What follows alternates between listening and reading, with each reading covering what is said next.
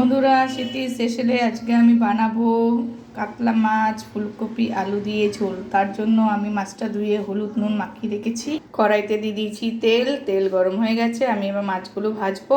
মাছ ভাজার জন্য দিয়ে দিয়েছি মাছটা, কড়াইতে দিয়ে দিয়েছি। মাছটা ভাজা হচ্ছে। বন্ধুরা, মাছটা ভাজা হয়ে গেছে। বন্ধুরা, এর মধ্যে আমি নিয়েছি জিরে, ধনে আর হলুদ গুঁড়ো, টমেটো, আদা বাটা। বন্ধুরা, এর মধ্যে কড়ার মধ্যে ফুলকপি আলু একটু হলুদ নুন দিয়ে আমি ভেজে নিচ্ছি।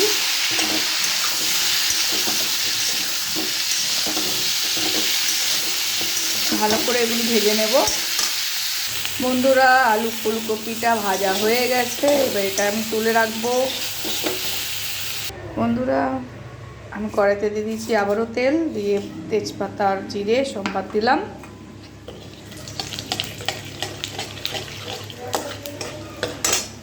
বন্ধুরা, এর মধ্যে দিয়ে দিচ্ছি আমি টমেটো।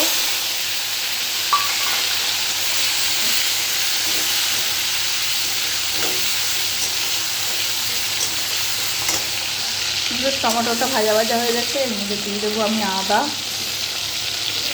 আদা বাটা।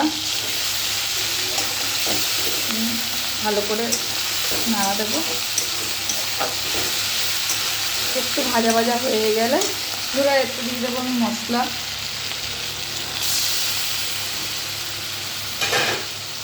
দিয়ে ভালো করে কষাবো। এটাকে মশলাটাকে ভালো করে কষিয়ে নেব।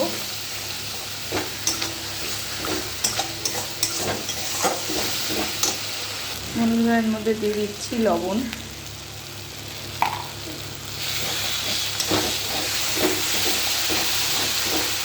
দিয়ে ভালো করে কষিয়ে নিতে হবে যতক্ষণ না তেল বেরোচ্ছে। বন্ধুরা, আমি এর মধ্যে দিয়েছি একটুখানি কাশ্মীরি লঙ্কার গুঁড়ো।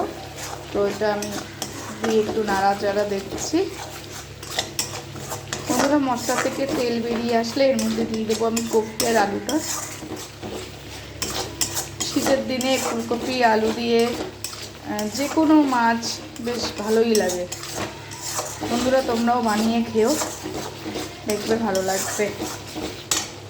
বন্ধুরা, আমি মশলার মধ্যে কপি আলুটা দিয়ে দিয়েছি। এবার এটাকে আমি ভালো করে কষিয়ে নেব। মশলাটা মোটামুটি কষানো হয়েই গেছে, তাও কপি দিয়ে একটু ভালো করে কষিয়ে নেব। কপি আলু দিয়ে দেখুন বন্ধুরা, আমার মশলার কালারটা খুব সুন্দর এসছে। বন্ধুরা, আমি জল গরম করে রেখেছি।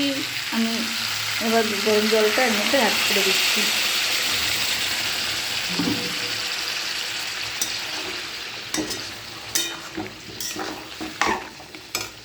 যেহেতু বলেছি ফুলকপি আলুর একটু ঝোল করব, তো একটু ঝোল রেখেছি বন্ধুরা। এবার এটা টকবক করে ফুটবে। বন্ধুরা, ঝোলটা ফুটে গেছে। আমি এর মধ্যে মাছ দিয়ে দেব।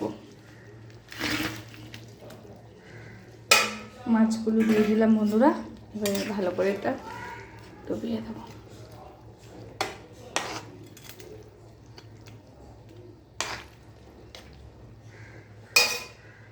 বন্ধুরা, আমি এর মধ্যে দিয়ে দিচ্ছি গরম